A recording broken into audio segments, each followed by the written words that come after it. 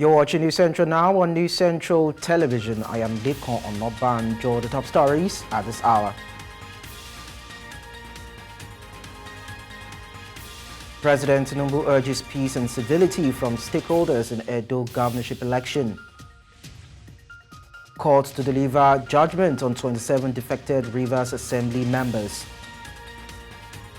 United Nations says about 14 million people are displaced in West Africa and Central Africa due to insecurity. Details to come your way shortly. Let's begin with updates on the Edo governorship election, where President Bola Ahmed Tinubu has called on all stakeholders in the Edo State Governorship elections scheduled for Saturday, September 21, to conduct themselves peacefully and sportingly. Special Advisor to the President on Information and Strategy, Bayo Onanuga, made this known in a statement on Thursday. The President implored the governorship candidates, political parties, and supporters to respect the democratic process and the people's will. He noted that the Independent National Electoral Commission is committed to conducting a free and fair election and urges all stakeholders to work together to ensure a peaceful and successful process.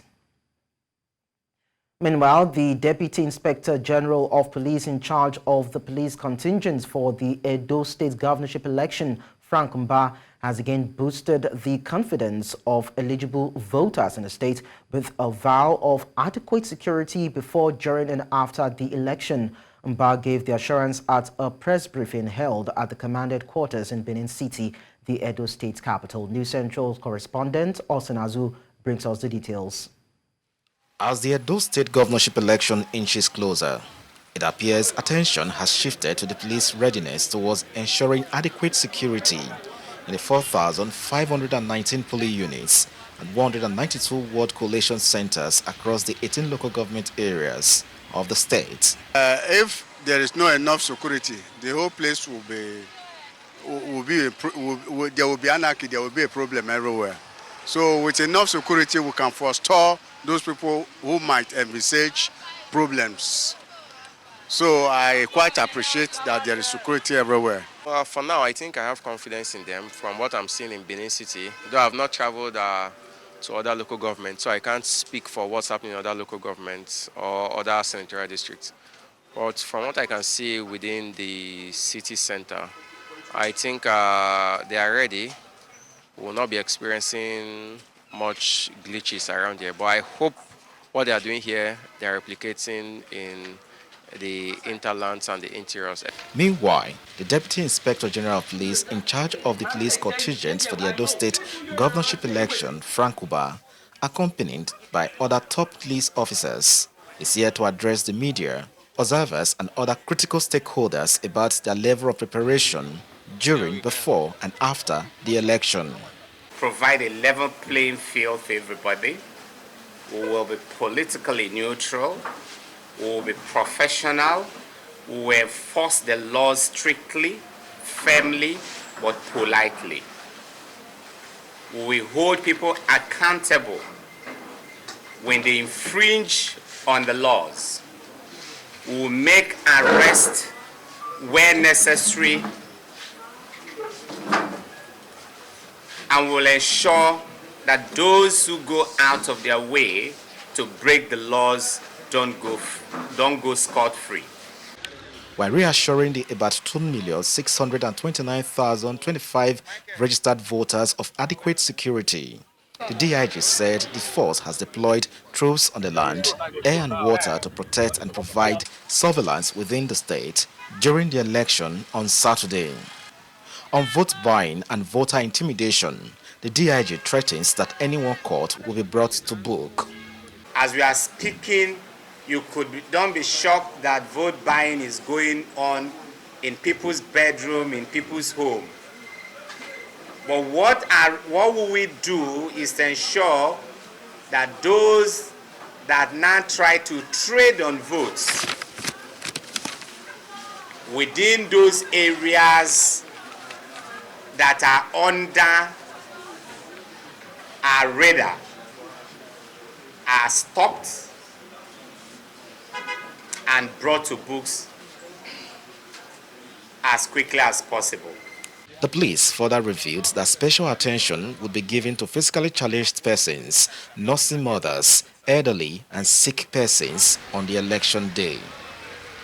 In Benin, for News Central, I'm Austin Azu. Meanwhile, the Edo State Government has declared Friday, September 20, a work-free day in the state. This, it said, is to enable workers and other electorates travel to their voting areas ahead of the governorship election on Saturday. In a statement by the Secretary to the Edo State Government, Joseph Eboide, the government reassured that security measures have been provided to ensure a free, fair and credible election. Let's now cross over to Edo State, where our correspondent, Austin Azu, is standing by to give us the latest update. Austin, good afternoon to you. Kindly confirm where you are right now and what the atmosphere is like.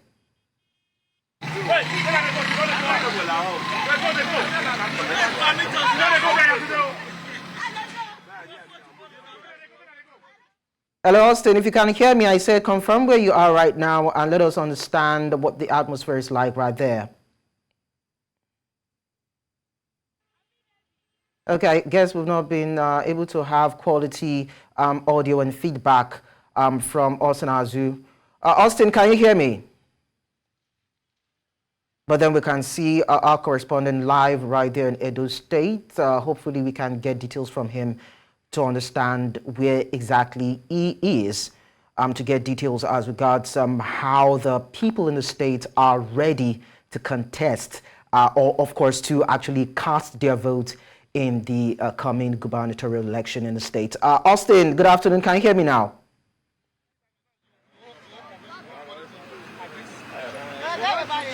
Austin, if you can hear me, just let us know where you are right now and let us understand how geared up the people are in the state to cast their ballots tomorrow.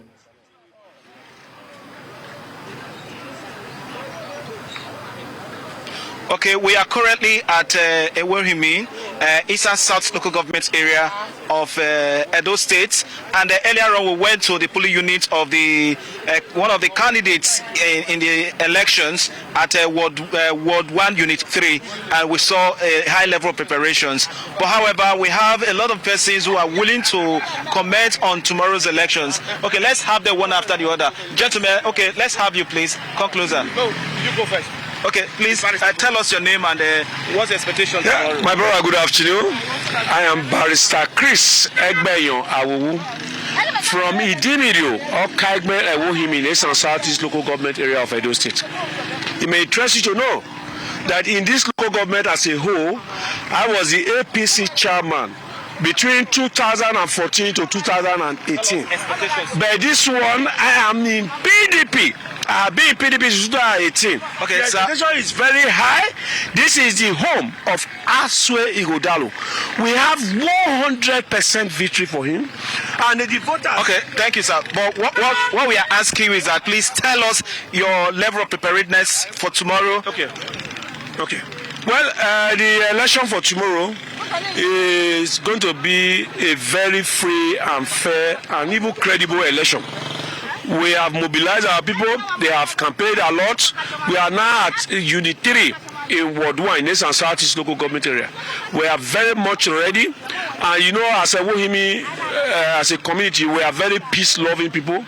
And we are brothers and sisters. There is no form of any security threat.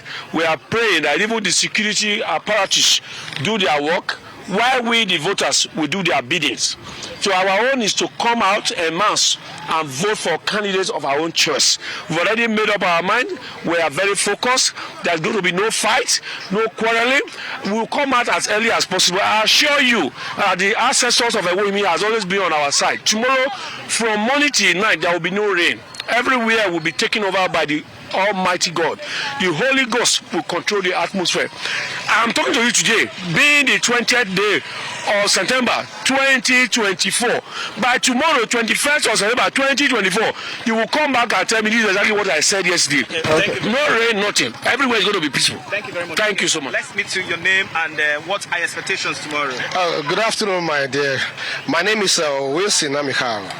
And my expectation tomorrow is that everybody are going to come out to vote, and there's going to be no violence because we are all one. Okay. Irrespective of the party you belong to, they are going to go to a unit and cast their vote for who they want to vote for. And we pray for a peaceful election.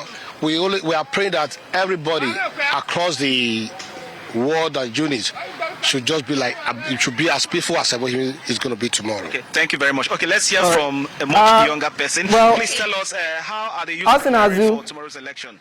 Okay, as you can see, my name is Augu Maris. One time the Student Union Vice President, Auchi Polytechnic, and Ebohimi is my hometown. The youth are fully prepared because we believe Barrister Aswe Igodalo's mandate. All right, well, Asinazu, we want to say thank you very much for the interview. It's quite nice to see that, of course, citizens in the state optimistic about the conduct of the elections that will be going down tomorrow, despite the fact that the governor of the state had come out to say that it's going to be a do or die election, but we'll hope that it will be peaceful at the end of the day. Well, at this point, we are joined by Ambassador Victor Atewe, a media consultant and a political analyst, to further shed light on this. Thank you so much, Mr. Atewe, for joining us. I can hear you guys in the studio. So I want to believe you just, of course, listened and watched a few citizens in Edo State saying that they are geared up for the elections tomorrow. What are the key points for you, and what key factors could, or would you say, might influence the outcome of the Edo State governorship election tomorrow?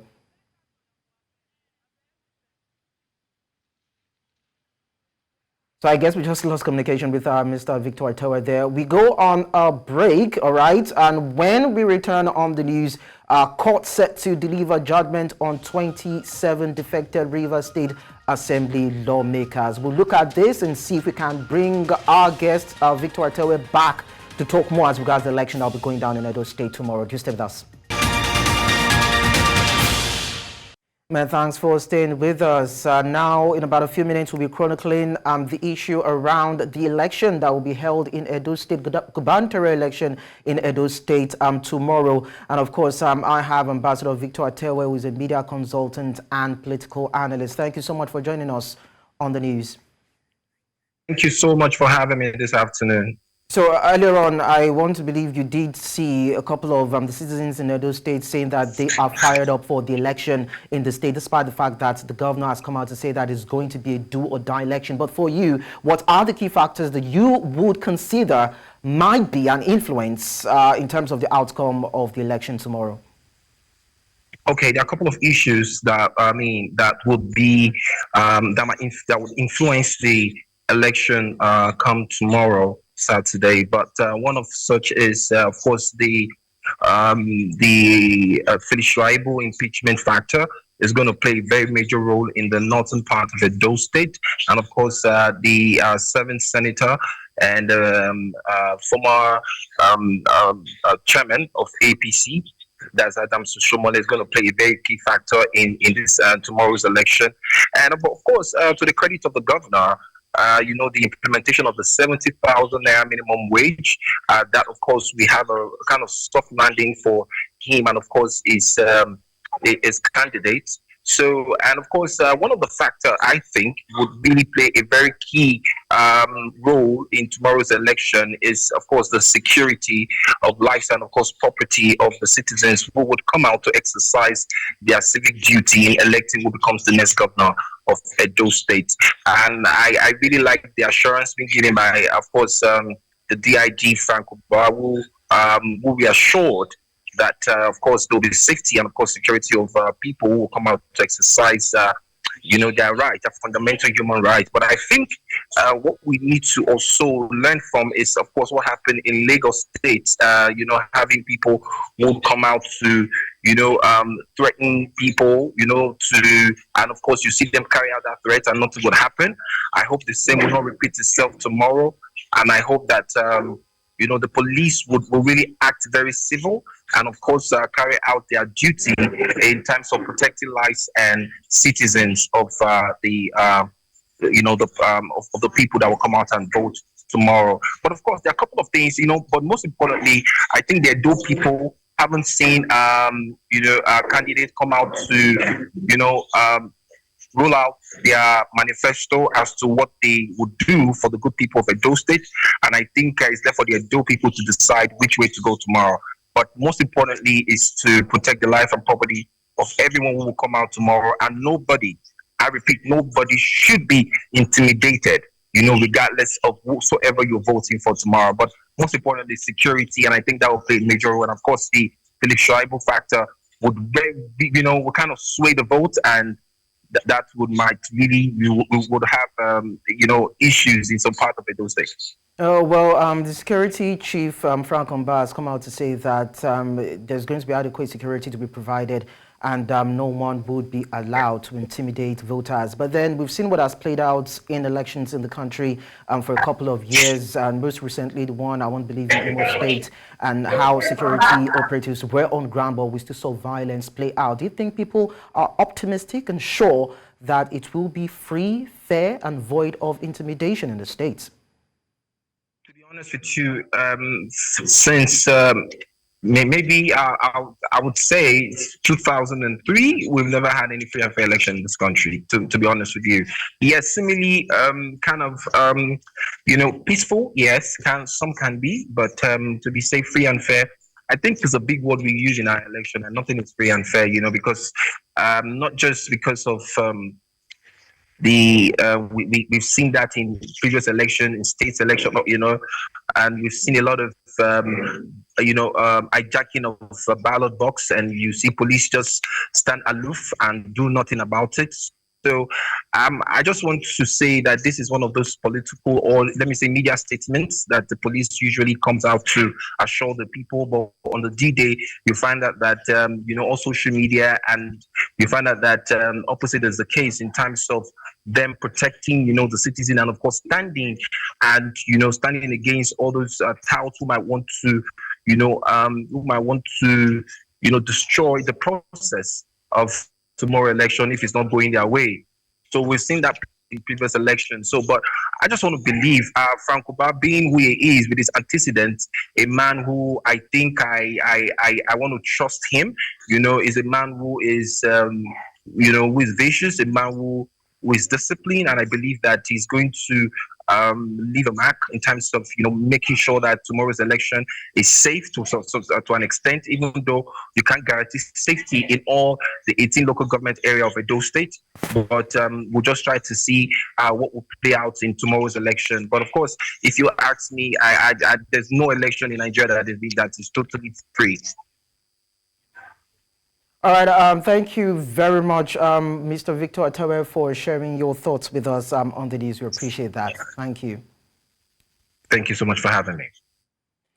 Okay, so the Rivers State story as regards the politics and the possibility of a verdict being announced by the court as regards defection of lawmakers in the state. We understand that that particular case has been thrown out of court, as we understand, but then we will bring you more details as regards this in our subsequent bulletins.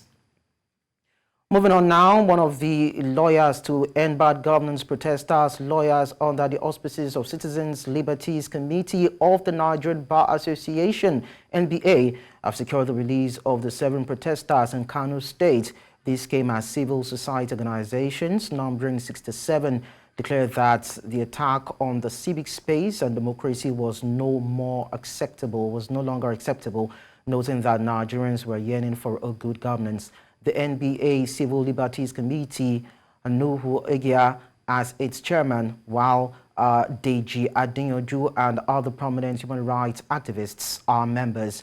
Kano State has over 1,000 protesters arrested by security agencies, making the state with the highest number of protesters arrested and remanded, but almost 80 of them granted bail recently.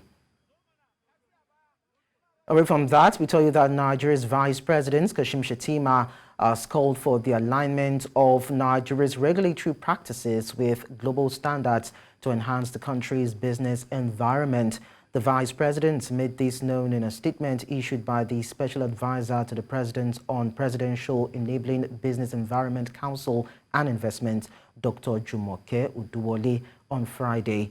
PEBEC was established in July 2016 to oversee interventions in Nigeria's business environment by removing bureaucratic obstacles and improving the ease of doing business. Speaking at the inaugural Regulators Forum of the PEBEC at the Presidential Villa, Shetima emphasized the importance of transparency, trust, and efficiency among regulatory bodies. To energy matters now, the federal government is set to achieve over 60% savings on diesel costs following successfully retrofitting train locomotives to operate on a dual fuel system. The Minister of Transportation, Said Alkali, said it is a step towards reducing transportation costs and making train fares more affordable. The newly retrofitted locomotives, which run on a 70% liquefied natural gas and 30% diesel mix, were test run by the Federal Ministry of Transportation, marking a significant step in reducing operational expenses and promoting cleaner energy in Nigeria's rail transport system. Alkali explained the retrofitting process, noting that the locomotives previously ran entirely on diesel. The upgrade now allows them to operate primarily on LNG, with diesel comprising just 30% of their fuel consumption. We'll now tell you that the National Civil Society Council of Nigeria has demanded for more transparency and accountability in the supply of petrol by the Dangote refinery to the Nigerian National Petroleum Company Limited. The group in Abuja says that despite the federal government's Naira for Crude initiative with the refinery, not much has been achieved in meeting the main objective of the initiative, which is a reduction in the price of petrol for citizens. Issue letter of credit for 25 million litre of PMS, but were told we only get 16.8 million litre.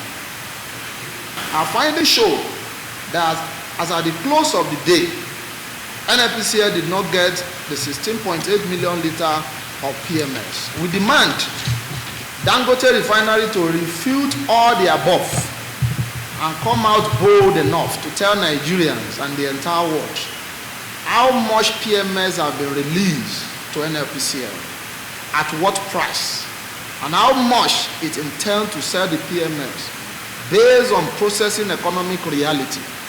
Since PMS is a global product and cost of producing a litre is known and in public domain all over the world. The truth is that Dangote cannot sell her oil. I state it here on good authority, based on global price that I've just released here, that Dangote cannot sell PMS to Nigeria as it is now, since most of the so-called PMS they bought, so most of the crude Dangote refinery bought are both sourced externally. They have told us that, and some they are sourced internally in dollars. So they cannot, to a large extent, sell oil PMS at less than 1,000 naira. That is the truth. But the Dangote refinery should be bold enough, should not allow anything to hinder them, and tell Nigerians this is the cost of our production based on the economic realities of this product is this amount.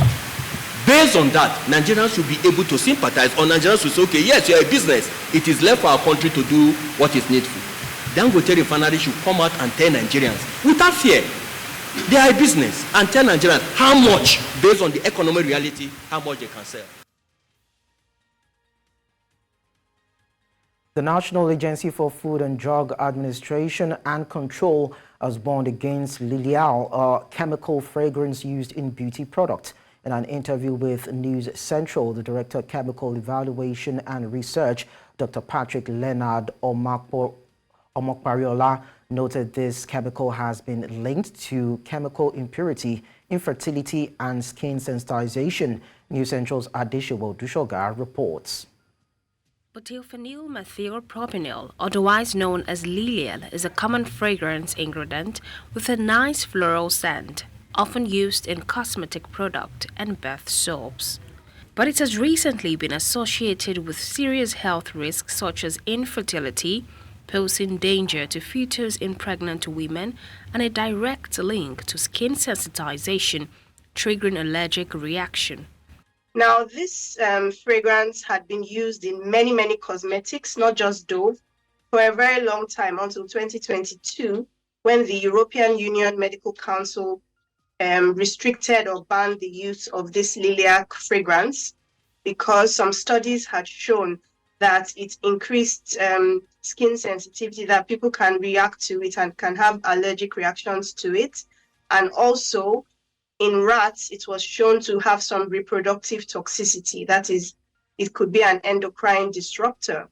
In Nigeria, the National Agency for Food and Drug Administration and Control, NAFDAC, recently found that this chemical component is present in the Dove Beauty Cream Bar Soap with batch number 81832M08 and has since recalled the product. The reason why we took it out of the market is because it has a very, very toxic reproductive, very bad effect on reproductive organs. And the major challenge we have with it is it causes infertility in both men and women. And it's also connected to some possible bioaccumulation in the body. What do I mean by bioaccumulation? Bioaccumulation has to do with the fact that once you rub it in your body, or maybe as a cream, or use the soap that contains it to bath, then whatever quantity that enters into your body will not be excreted, will not be gotten out of your system. According to NAFDAC, importation of soaps is prohibited in Nigeria as per the restricted and import prohibition list.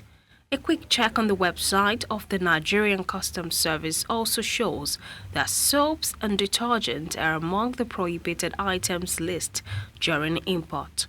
Now, our borders are very, very porous. And we also have even challenge even in our ports because of what I call concealment. It's not because the government agencies, the custom or whoever is not doing their work, but there is a lot of concealment and a lot of things people bring in. And once they are brought in, it may be for personal use or whatever, you find them in some markets. While the borders remain porous, it is important for regulatory agencies like NAFDAC to remain on top of such situations and for consumers to exercise extra caution. In Lagos, for News Central, Adeshawa Odushoga.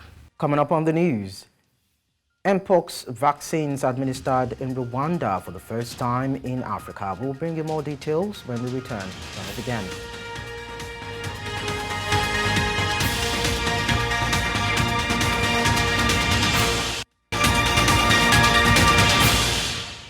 The United Nations Refugee Agency says the number of refugees and forcibly displaced people in West Africa and Central Africa has doubled since 2019, reaching nearly 14 million. According to the UN High Commissioner for Refugees, the figure has climbed from 6.5 million refugees and internally displaced persons in 2019 to 13.7 million in 2024.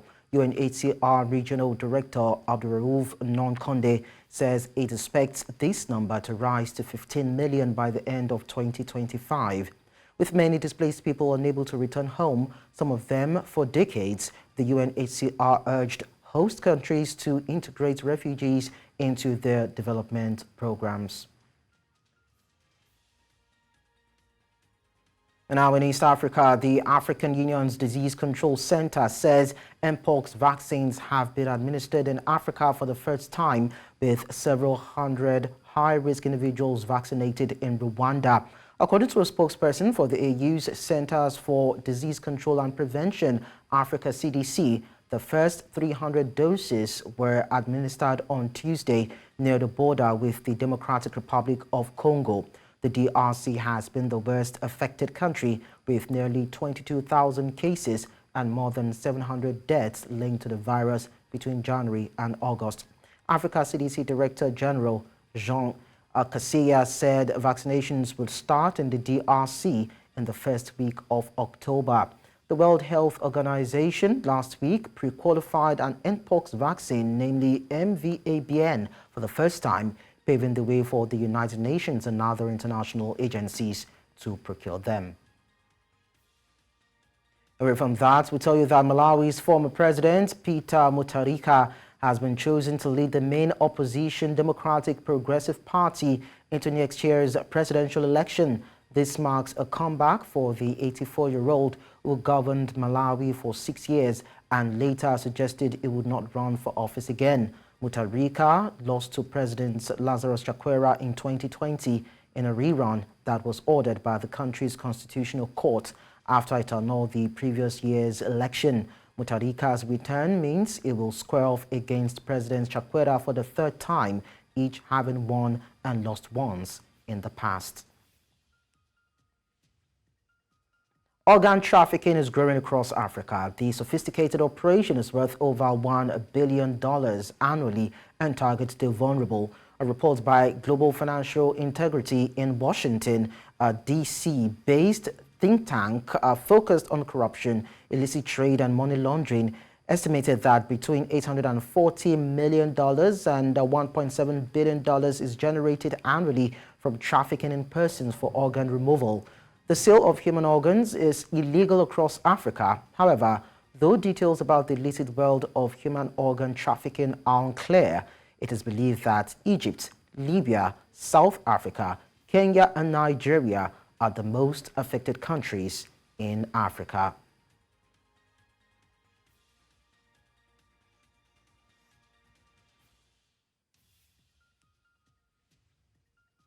And I'll tell you that South Africa is hosting the Africa Aerospace and Defense 2024 exhibition at the Waterkloof Air Force Base in Pretoria. The premier event kicked off from the 18th to the 22nd of September 2024, aimed at strengthening the continent's aerospace and defense sectors. News Central's Bongani Ziba has more in this report. South Africa demonstrates its world-class defense system, renowned for their precision and effectiveness, both in peacekeeping and combat. From armored vehicles to cutting-edge missiles technology, the nation stands proud as a leader in defense innovation on the continent. The skies above are filled with South Africa's finest defense aircrafts, showcasing their unique maneuverability and state-of-art technology. These marvelous machines are not just symbols of power, they represent a commitment to ensuring safety and security across the borders. A special highlight of the event is the South African President Cyril Ramaphosa, who graced the exhibition. His presence reflects South Africa's dedication to forging strong partnership within Africa. Well, this is an excellent exhibition, and I'm really pleased that the SANDF is able to put up a wonderful show like this, where they bring together a number of air forces, but also a number of producers who come and showcase their wares, their missiles, their bombs and all that, and their aircraft. So it's good to see. But what is also good is for us to showcase our own creations. The Africa Aerospace and Defense exhibition is more than just a showcase. It is a testament to Africa's strength and unity, innovation and ambitions. Together, Africa is laying a groundwork for a secure, prosperous continent. We are bringing the world to South Africa, and when we bring the world to South Africa, it has a positive impact on our economy. It has a positive impact on the work of the defense and aviation industry, job creation, tourism, and the tax revenue at large. South Africa's advancement in aerospace and defense technology serves as an essential resource for regional security, working together with other countries to strengthen capabilities to face any emerging threats. We have here our Dornier model there, one of the passenger aircraft, which can do the surveillance. It has got the maritime role also availability with us, and it can do the medical evacuation. It can have a VIP transport available with it. So this is a version which we are displaying, one model which you are seeing it here. So, we're looking at the Trigicon RMR HD. It's brand new, very popular with the sport shooting and tactical shooting community. What makes it unique is it has now got a front-facing light sensing unit, so it automatically adjusts to your lighting conditions at your target position. The benefit of this exhibition extends beyond the battlefield, from humanitarian missions to disaster management. The innovations presented here promise a brighter future for all sectors of the society. At the Waterkloof Air Base in Pretoria, for News Central, Wangani Sisiba. On the news, Ukrainian President Zelensky hopes Biden will support his plan to end the war. We'll tell you more and bring you the rest of the stories when we return. Do stay with us.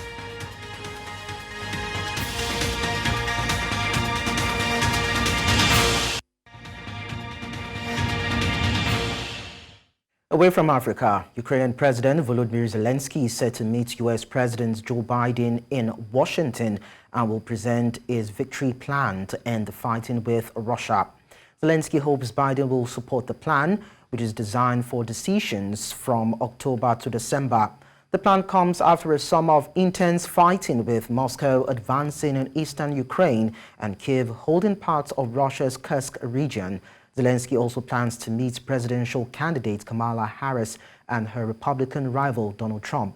He aims to host another international peace summit in November, inviting Russia. But Russian President Vladimir Putin says Moscow will only enter peace talks if Ukraine surrenders 4 regions.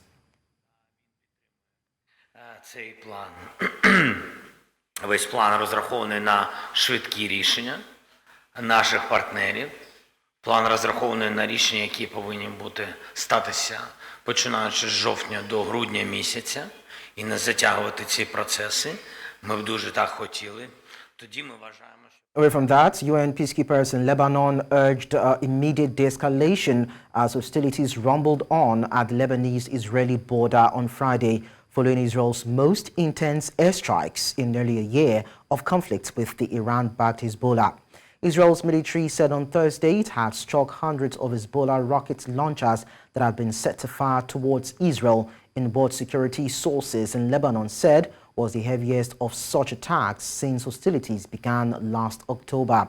Ignited by the Gaza war, the conflict has intensified significantly this week, with Hezbollah suffering an unprecedented attack in which pagers and walkie-talkies used by its members exploded, killing 37 people and wounding thousands.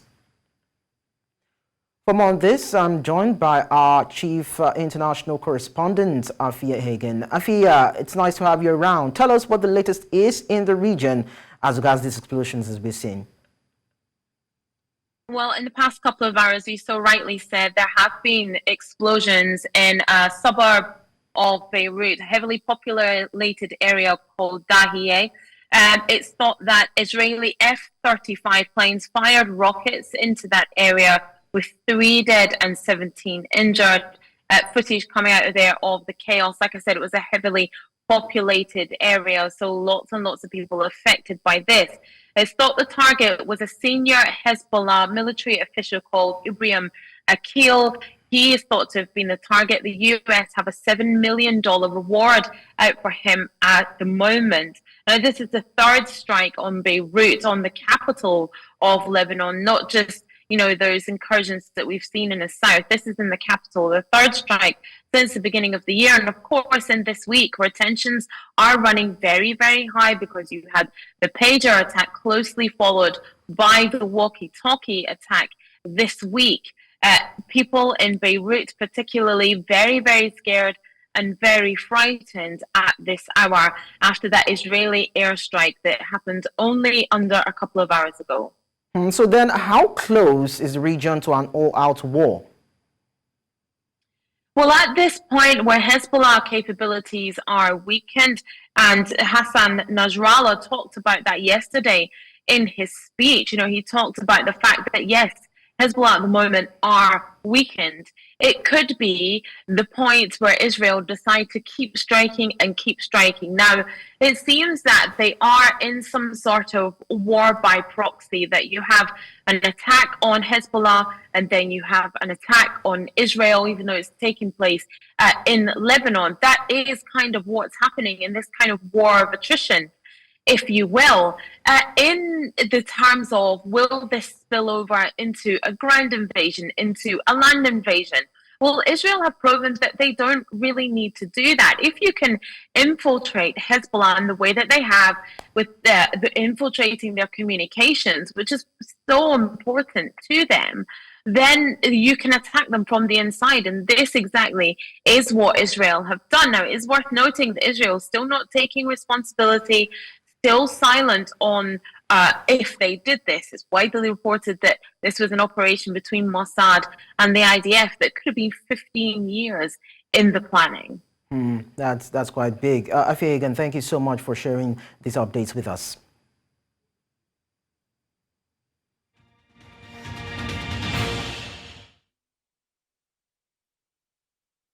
Talking business now, Egypt has said that it will restore normal production at its natural gas fields by next summer, according to Prime Minister Mustafa Madrids, signaling the government is moving to settle its arrears with production companies. Madrids told a news conference that production had fallen because of the arrears, but did not say how much the government owed nor when it might be repaid. In March, the government had set aside up to $1.5 billion for payments to foreign oil and gas companies operating in the country. The arrears built up during a long-running foreign currency shortage that has since eased. Egypt has been grappling with power shortages amid high demand for cooling systems in the summer. The country generates most of its electricity from burning natural gas.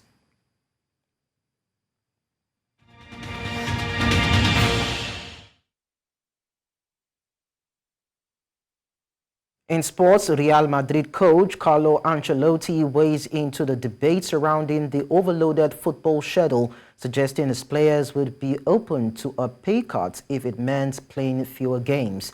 Top internationals competing in the expanded Champions League and the revamped Club World Cup could end up playing as many as 85 matches this season, which has led some players to complain about the new schedule overload. Earlier this week, Manchester City midfielder Rodri warned that players are close to strike action because of the concerns over their increased workload. Several players, including Real Madrid's Thibaut Courtois and Dani Carvajal, have backed Rodri. Ancelotti said the players' threat to go on strike will not change this season's calendar.